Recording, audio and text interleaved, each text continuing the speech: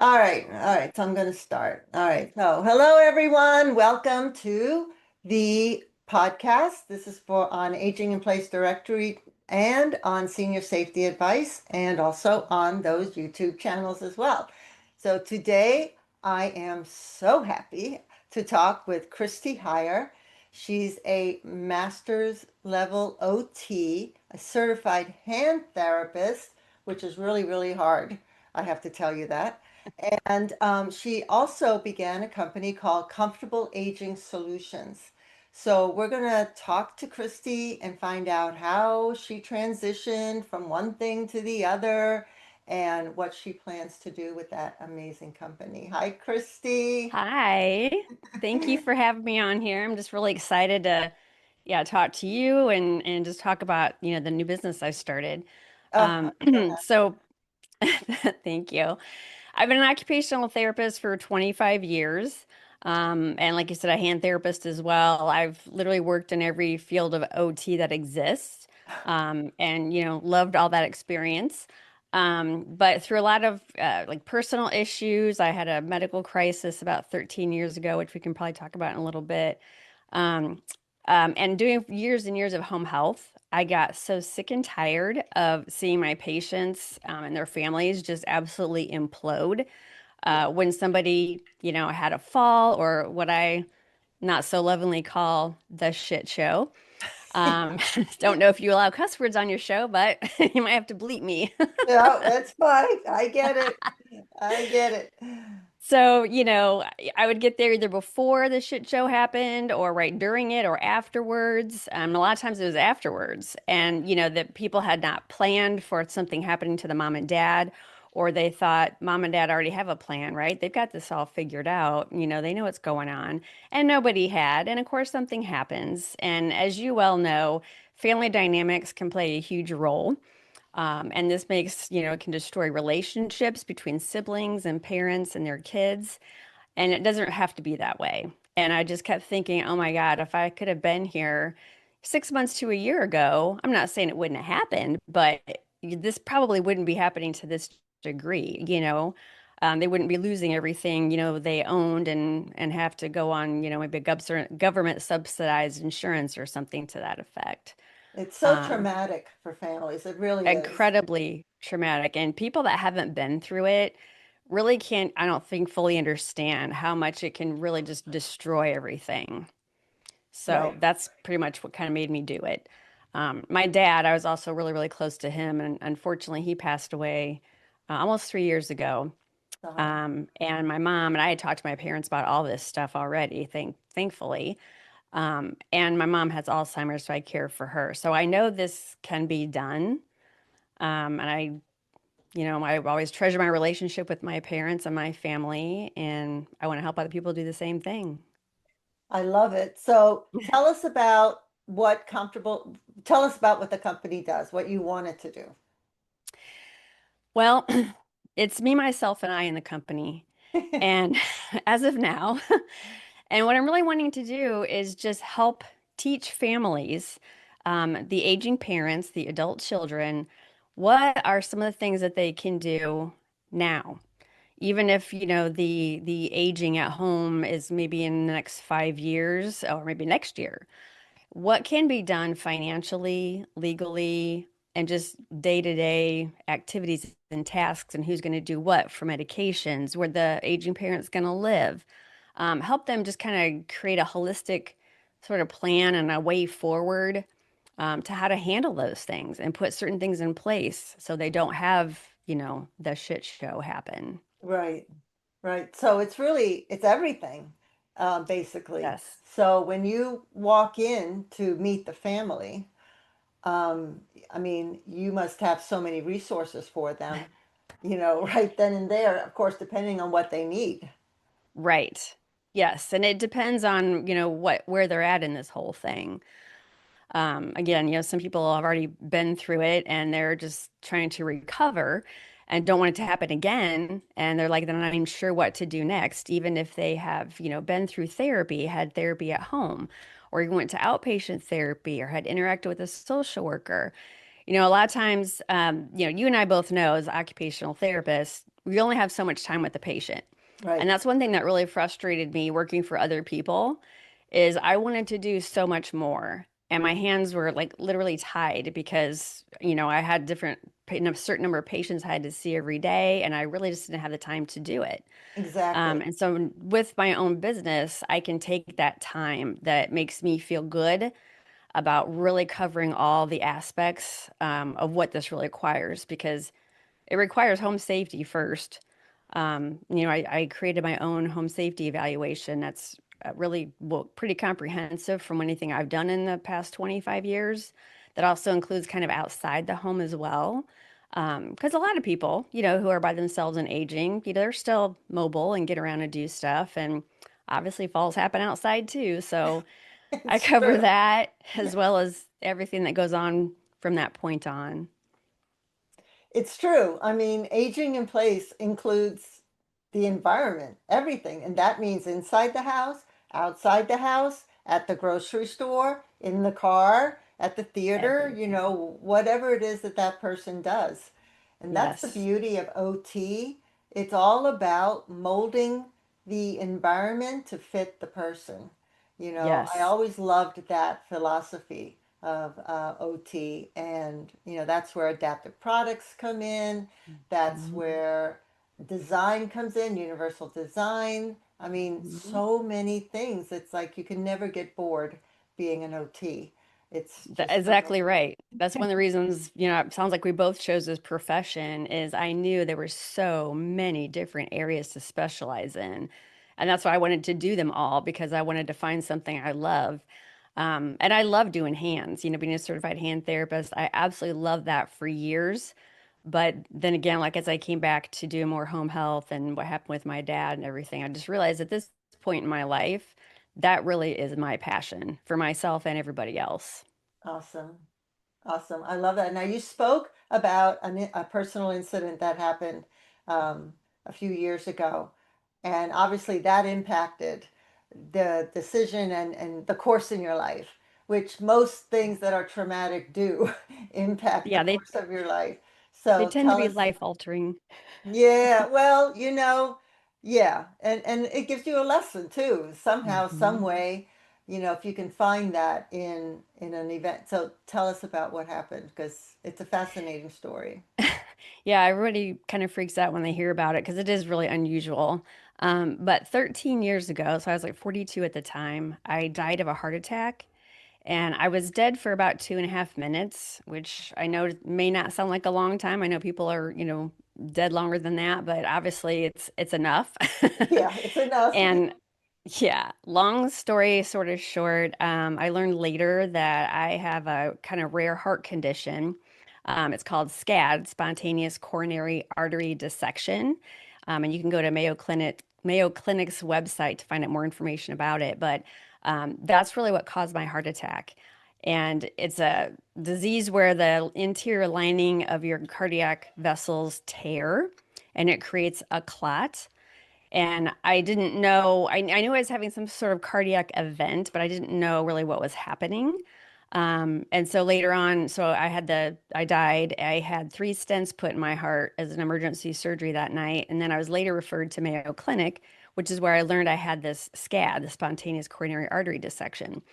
And that, of course, set forth a whole, series of changes in my life. Even though I've always been the person that's like, oh, I love you. I got to hug you. Who knows if I'll see you tomorrow? I've always been that kind of person anyway. But it really, I guess I'll say, crystallized for me the real finality of mortality. And that sounds so cliche, and I hate cliches, but it is so true. It is just so true. And just different things I knew I need to really get done in my life to bring back the quality and joy in my life. And I knew that's something I was really missing. So it made me really focus on, um, you know, for my belief anyway, we're not here forever. I mean, obviously we all die, but there's another place. I'm a Christian and I believe in heaven, but whatever you believe, we're gonna die. And the quality of life that we have here is so critical. Yeah. And I feel like, I'll never have that experience again. So it's really made me, feel super passionate even more about just helping improve people's quality of life, whether you're the aging parent or you're the adult kid.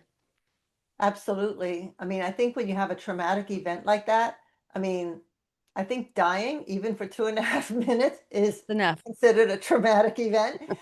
So I think that when you have that, it really forces you to focus on, it really forces you to set in stone your core values. Because I think most Yes. people don't think about that. They don't think about what their core values are. And then when you do think about it, and when you do actually write them down and have them in front of Mhm. you, it's almost like having the commandments in front of you kind of thing. When It you is, do, yeah. yeah, when you do that, then every decision you make is, well, does this match my core value? Does this match my core value? If it does, go with it. If not, then you put it away. And that helps to keep you aligned, I think, with, It makes life so much simpler, I feel like. oh yeah, and There's no, oh, purposeful. should I do this? Should I do that? It's like you said, Yeah, is this one of my goals in life? Okay, yeah, no, then we're done. then The we're other done. thing actually it also really did for me too, as OTs, obviously we spend a ton of our time educating people. And Right. I live in a city where we have just amazing medical care. And even at that time, 13 years ago, our medical team, my cardiologist, my whole medical team, they were fantastic. Even so, there was a lot of gaps in my experience as Mm, a patient having a medical crisis through the medical system. There was a lot of education that I knew I should have been getting, but I didn't, but I already knew. Um, and even like cardiac therapy, like that was never something that was recommended to me, but I knew being a therapist and I mean, I knew all these things that I needed to have done. And so interesting. I had to really fight for my own, I won't say fight. I had to be assertive, proactive, and say, I want you to order this for me. I want this. I want that. And it was fine. But, it's just an example of even somebody knowing the system, there's gaps. And it just makes it a million times harder, obviously, for people that don't know where those gaps are in the system to try to be able to work it. Exactly. So when you work with your clients, are they clients or patients? I guess they're clients. I call them clients now, yeah, because they're not, referred to me by a doctor or getting out of the hospital recently, stuff like that. Right. I know. So when you do you talk about advocates? Do you talk about where they can find advocates to help them if they do end up or when they do end up in the hospital or rehab or whatever? Yes, they definitely can. And a lot of times now, depending on a person's insurance, they'll have, a care manager or a case manager, or a nurse that kind of acts as their advocate to some degree, not completely. But yeah, there are, I know, independent nurses out there that do that on a private basis, if that's something that the hospital system or your insurance doesn't help address. But really, it's more, you're probably better off hiring somebody on your own. I personally feel, just because I feel like they're more likely to really pay attention to the details for you and might be a little bit more customized than maybe somebody from your insurance or health system. But that's just my personal opinion. Yeah, I think a lot of people don't think that they need an advocate, but there's so much ageism out there. You know, you don't Hmm. really realize it until it hits you in the face. Some of my friends are now having health issues and they're calling me and saying, I can't believe he said that, or, the doctor said that, Yes. or the nurse treated me like that, or, Yep. whatever. And I think families don't, they don't realize that. But I think in general, especially here in the US. I don't know about other countries, but here in the US, we really don't have a very good view of aging. This whole Correct. thing of aging with dignity. I mean, it's a phrase, but I don't know that people really understand what that means. What do you think Yes. about that? And that's something that drives me insane. My blood pressure right now is rising just talking. I promise I'm not going to have a heart attack on air. Please, please don't. Please don't. Yeah.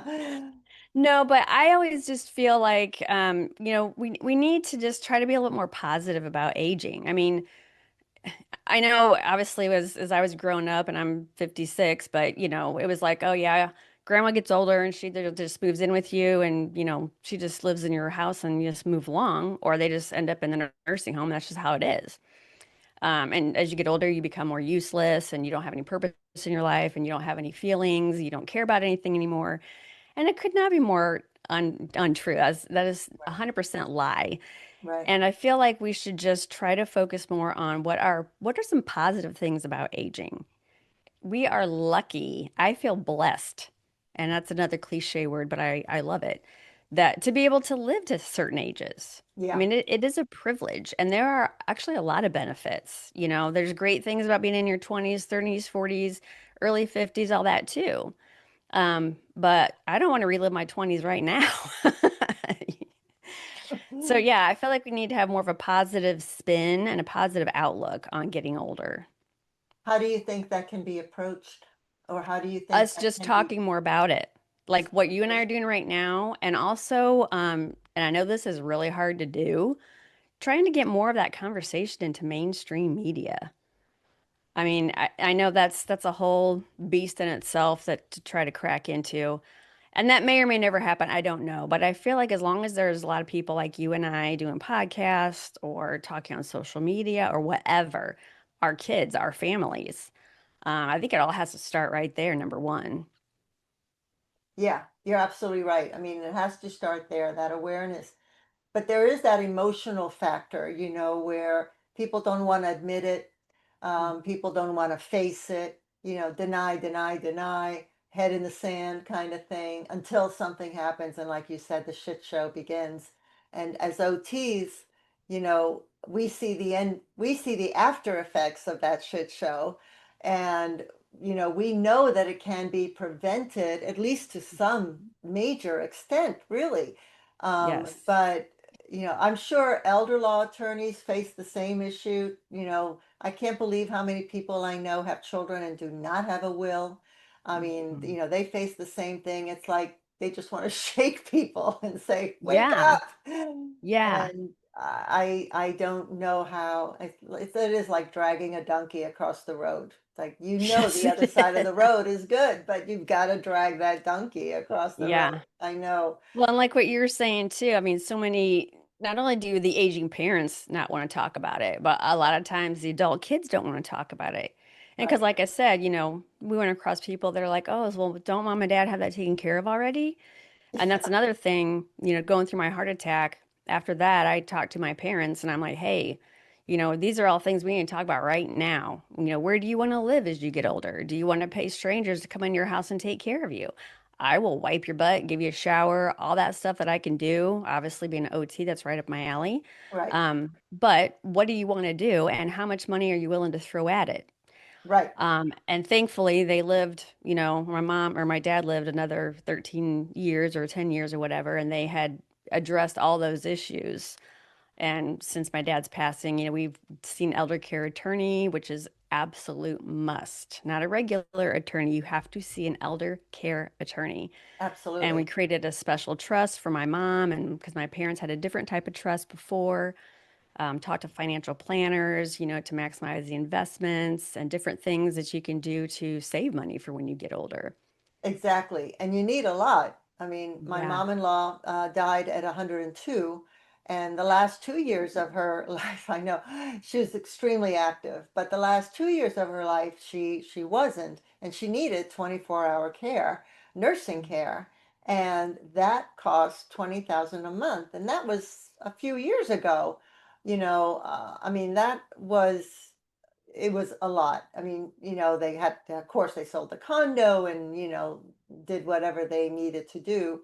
Yeah. But it's still, people don't realize, and everyone, well, not everyone, but a lot of people think Medicare will pay for it or long-term care insurance will pay for it. And it'll pay Yeah, for part of it, but, or maybe some of it, but definitely not not definitely all. not all of it. So you've got to Well, like, put that money away.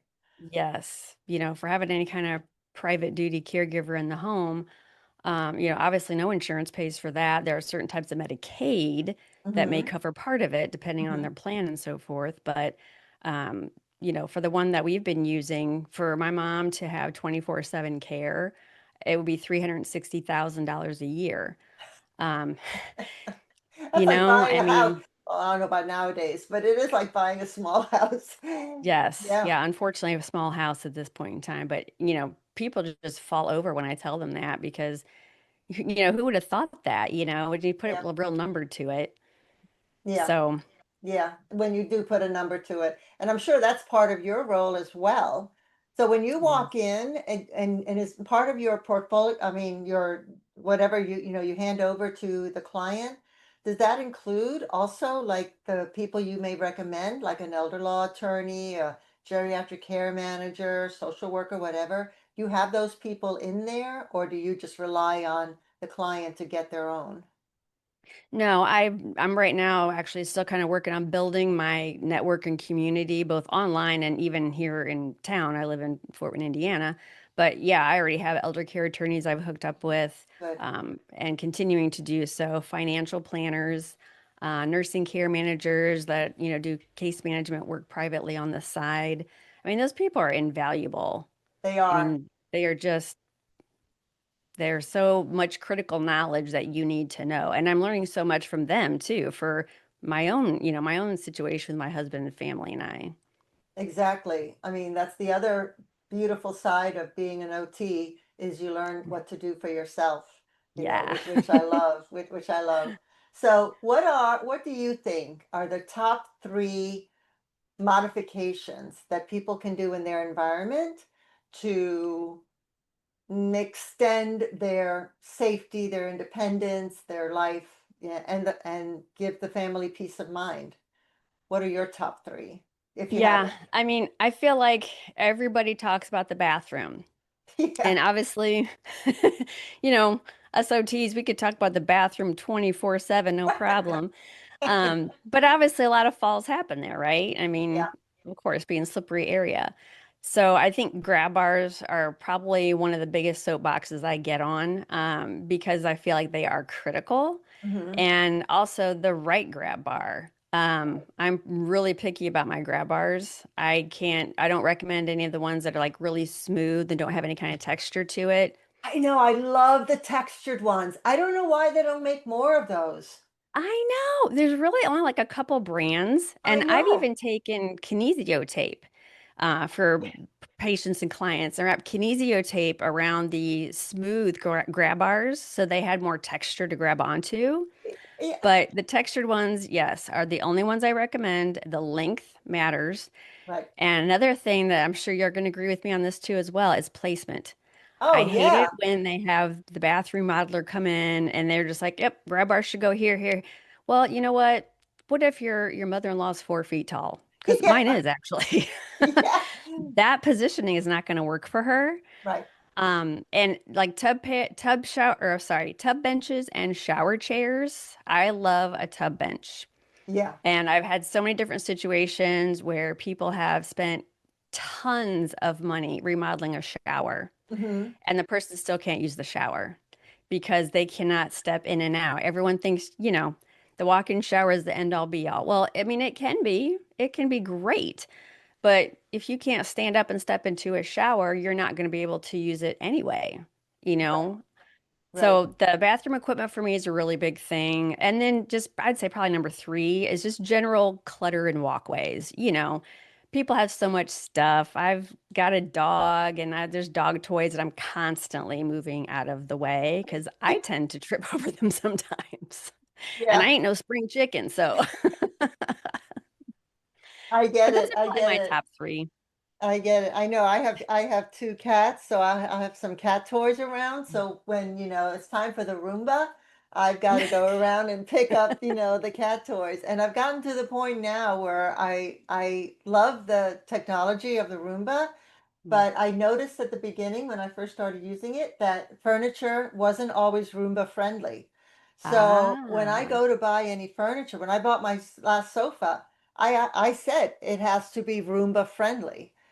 that's a And good I don't point. know why furniture stores don't advertise that because I think they would sell more of that actually. Uh, Yes, but yeah, I mean, otherwise, what's the point of having the Roomba if it can't go into right. places you don't get? But what do I Yes. know? So, a Yeah. lot. I don't know. I don't know. Sometimes I wonder. But the other thing, as you were saying, yeah, that threshold in the shower, I mean, it may only be an inch or 2 inches or whatever. You're right. If you don't have the grab bar to get in there, if you need the help, if you can't stand up safely and take a step, basically standing on one leg while you Yep, take that other step, then nothing is, you're not going to be able, you're right, to get into that shower. And if the doorway isn't wide enough, and I mean, there's just so many little details. And obviously the zero threshold shower is the best, but it has to fit in the room. Water doesn't get everywhere.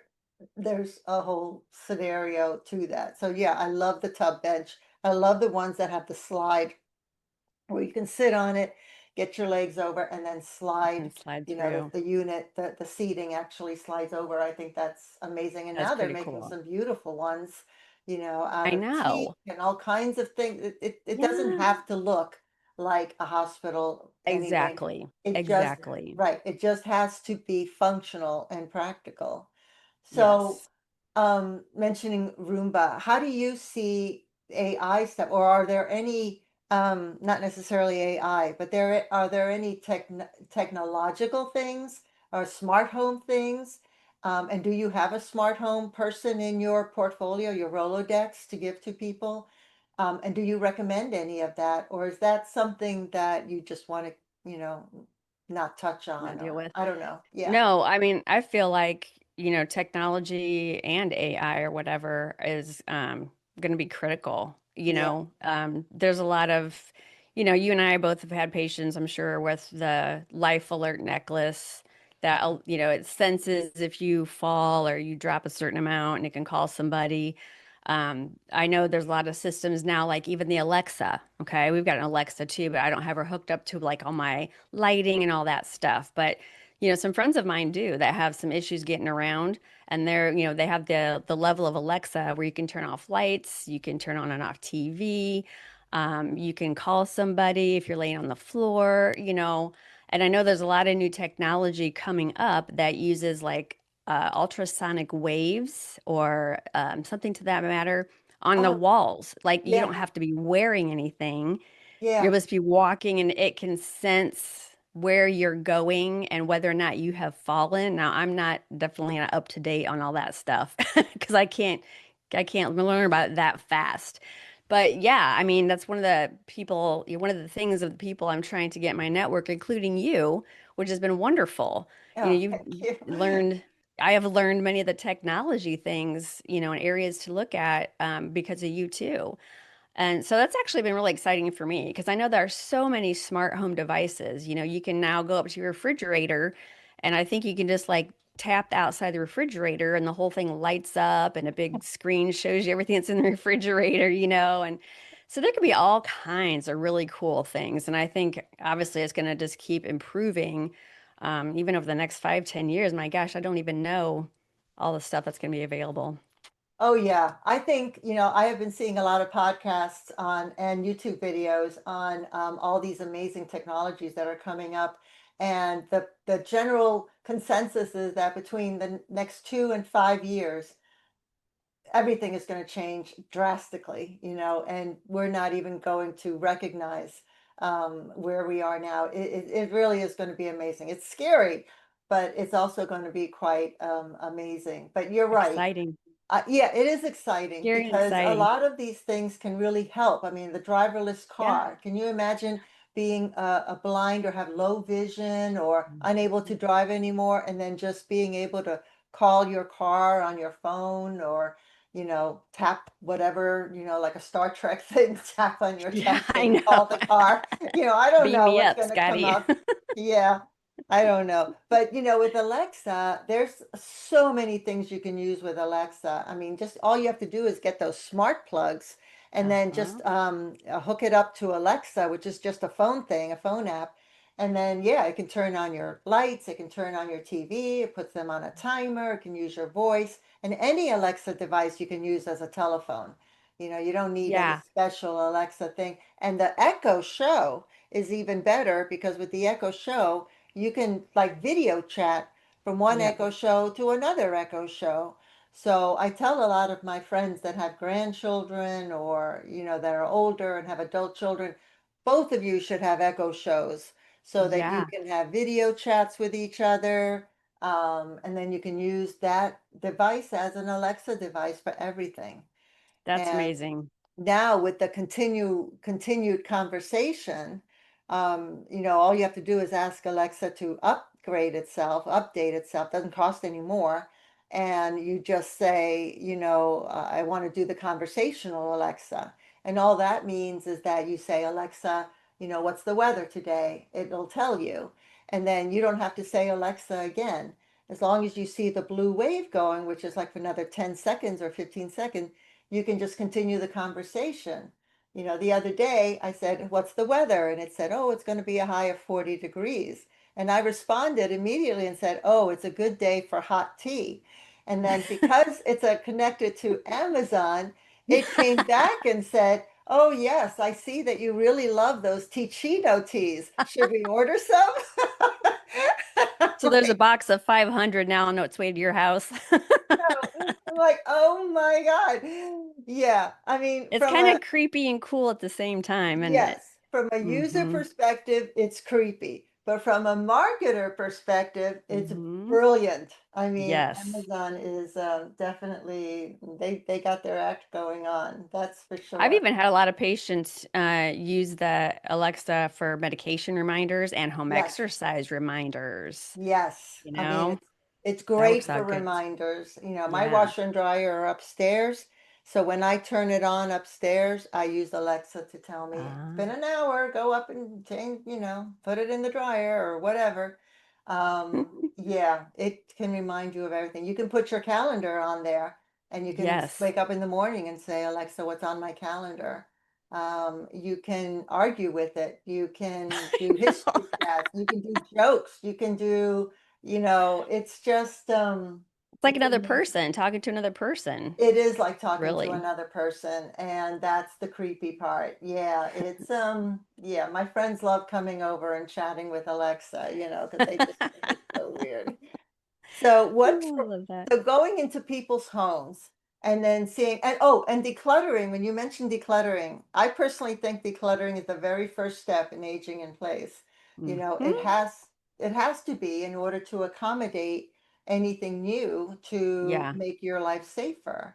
So okay, so with that in mind, what do you see or what do you think will happen in the next 5 years or so as far as aging in place, as far as these homes? I'm hoping more homes will be built with elevators. That's what I'm hoping for. But Yes. what do you think? Yes.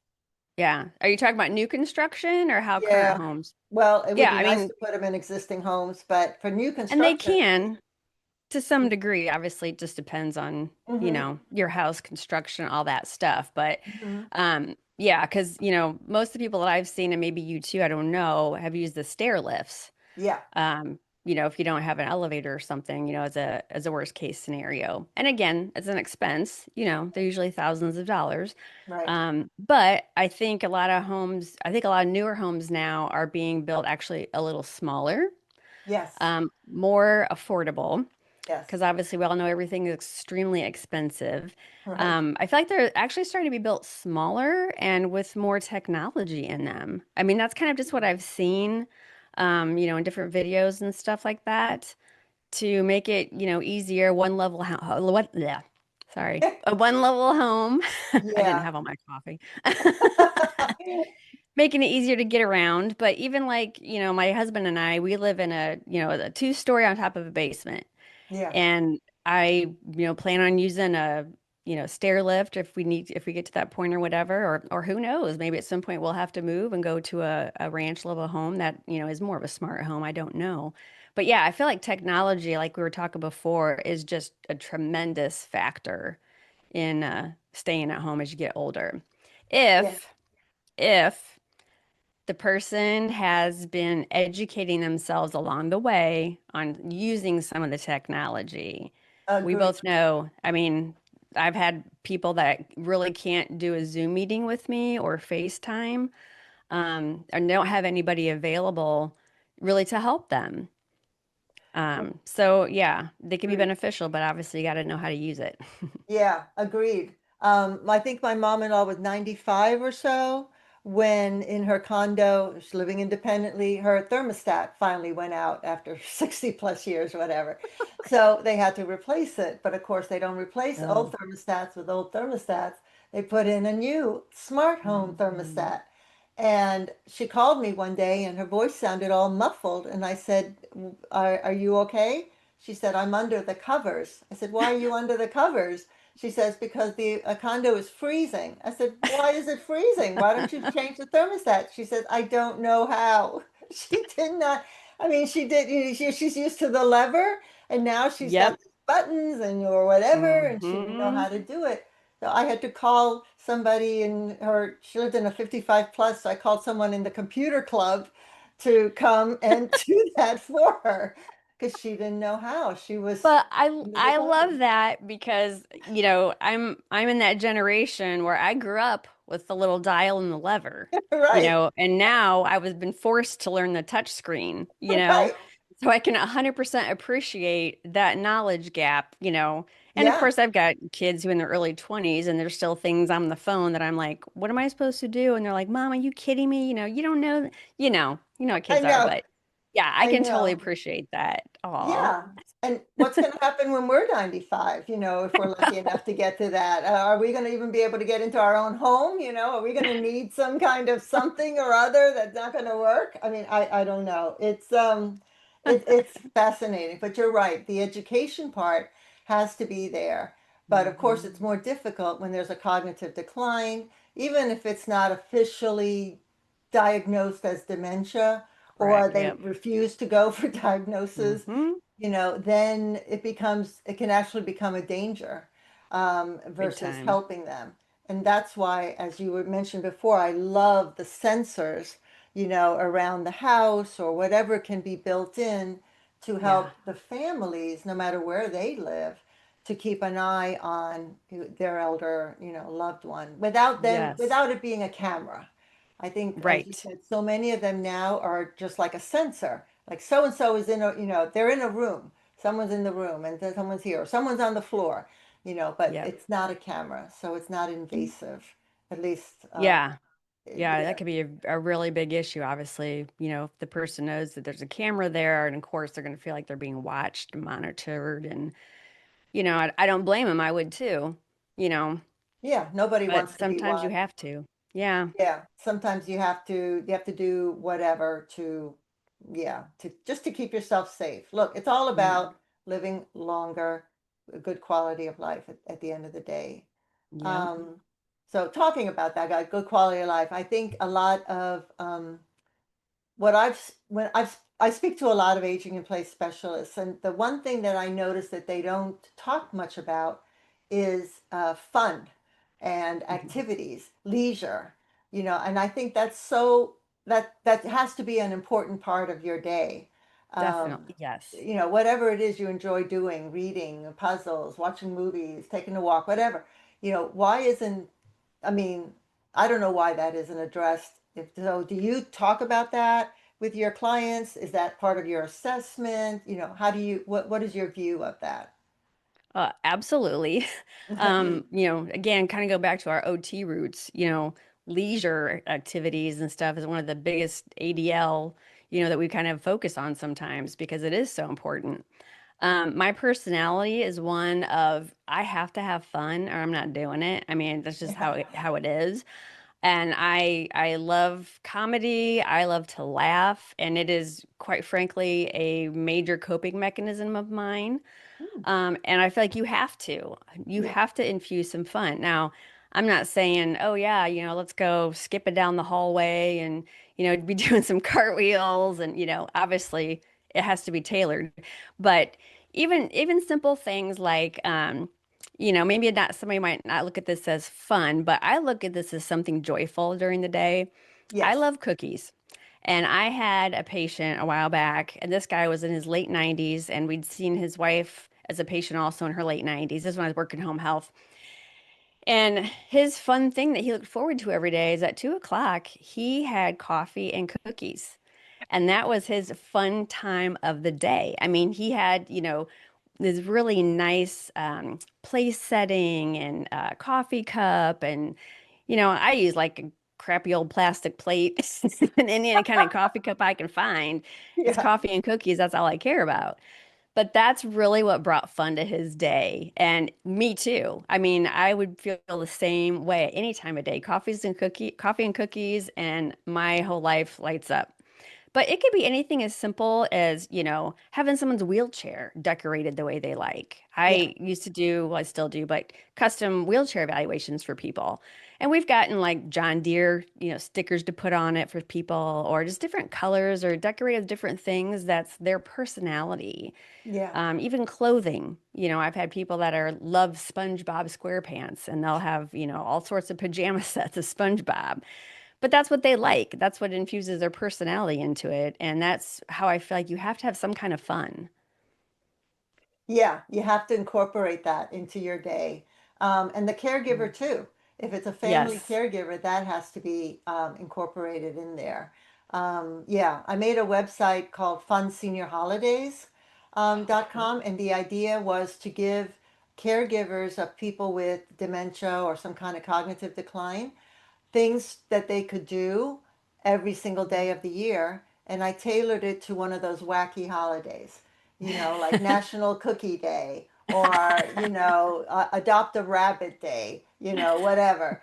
And then I would put down several activities that they could do for that day, based on that theme. That way it's always something different instead of the same old whatever they may be Yes. doing, because it's hard to come up with activities It for really is. everyone. You get a little tired of things after a while, but it is Yes. those little things, the hobbies, the routines, the little moments during the day that can make life really amazing. You don't have to Hmm. travel the world to Nope. have a fulfilling life.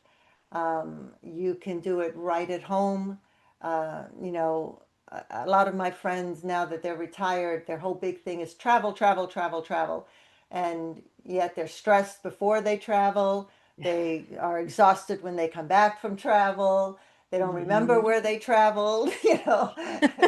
Where's Yeah. this picture? I don't remember. Was it here? Was it there? I don't know. And I think to myself, I don't know if that's Yeah. worth it. It's not for everybody, It's not for for sure. everyone, but it's what we were taught. When you retire, you travel. When you get married, you have children. When you do this, Hmm. you don't always have to do that. And again, that goes back to identifying your core values and then following Yes. them if you can, if you're Yes. brave enough to do that.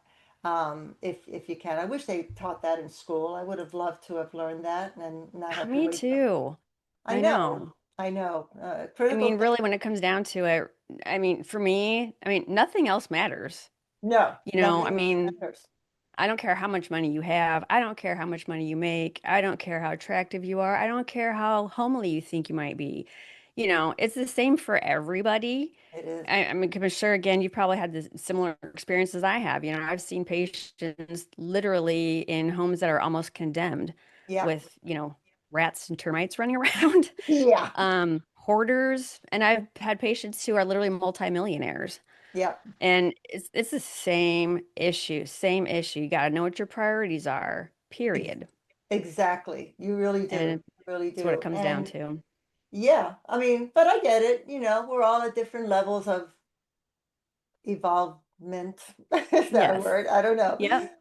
We're all at different levels. So, I always say, accept what someone can give you and don't blame Mm-hmm. them for what they can't, because Absolutely. that's the only I'm way gonna that you steal that can. from you. Well, it's the only way you can live with, the otherness of another person. That's a good way to put it. Yeah, I got that from a psychologist on YouTube. Yeah, I Awesome. know. So, obviously, when you go into a home, the client is not the only client. The caregiver or the family is also your client. And a lot of times nowadays, with so many people living longer and longer, thank God to medicine and science and all of that, You're a good example of that. Then what I'm seeing is that seniors are now caring for seniors. The children are in Hmm. their 70s and the parents are in their 90s or more. So Yeah. obviously your education training is involves all of them.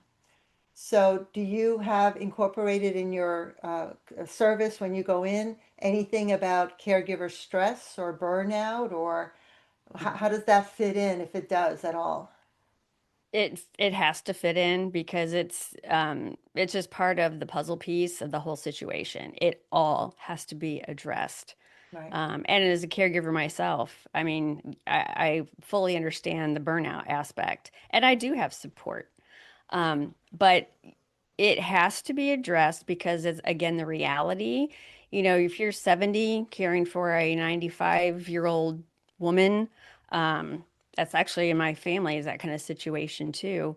You have got to take care of yourself physically, mentally, emotionally, spiritually. Even if you're not 70, I don't care if you're 35. You're Sure. not going to be 35 forever. It builds up. The stress will kill you. Trust me. It's one of the factors in my own death. Oh, Um, you just have to do it. You have to. And if you don't think that you can push it down and hide it and you'll, deal with it later. It's going to come back and it's not going to be in a way that you want it to come out.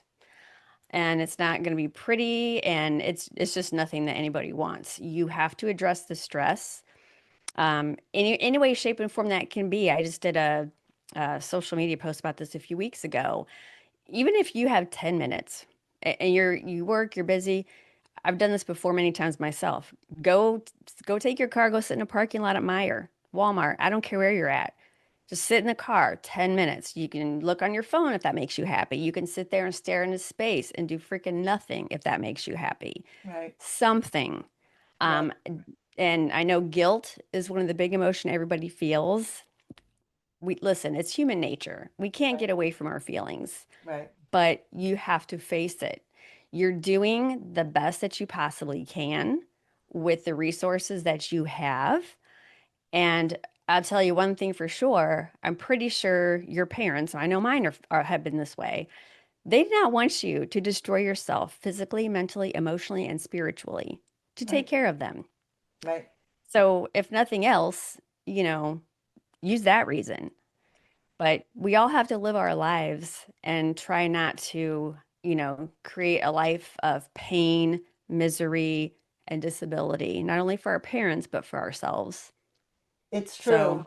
It's true. I have a friend of mine who literally put her life almost on hold. I mean, she continued working, but every other minute of the day was dedicated to taking care of her mother, mm, who, passed away, and then afterwards her father. So it was several years of that. And almost, I don't know, a month or two after her father did finally pass away, you know, she had, severe breast oh, cancer. And, yeah. I and ever mean, since then, it's been one thing after the other. And mhm, the stress, it really, like you said, it comes out in one way or the other. mhm, So take control, take yeah. control and honor that. But you're right. The other side of the coin there is the guilt. I'm not doing enough. I need to help him, her. I need to help them, Mhm, and it's often laid on one person. yeah. And then a lot of times also, if you're lucky enough to have wonderful parents who don't want you to go through that, you know, that's great. But if you have parents who you don't have a great relationship with, or who are abusive, or Oh whatever man. issues are going on with them, you've got that on top of everything else. There's so many different factors. One of YouTube Mm, videos I did that gets a lot of comments and likes and whatever is a video I did about how to deal with abusive elderly mm. parents. Because obviously we know there's elder abuse, but hardly anybody ever talks about the Um, abuse that parents give to their caregivers, their It adult is so children. huge that drives me insane. I listened to not listened to it's a social media post a few months ago, and somebody had commented about this that she took care of both her parents. they had always been physically abusive to her. And they both had ended up having like dementia, maybe Alzheimer's, I can't remember. But her dad physically abused her so horribly. I mean, in their later older ages, that he broke several bones in her body and she was in the hospital for months and couldn't work for a year. And she still went back to taking care of him. Yeah. People, Yeah. people, you cannot do this. You cannot No. do this. You Mm, can, but you're just giving up the rest of your life. And that ex is just, that makes me sick and exactly. sad.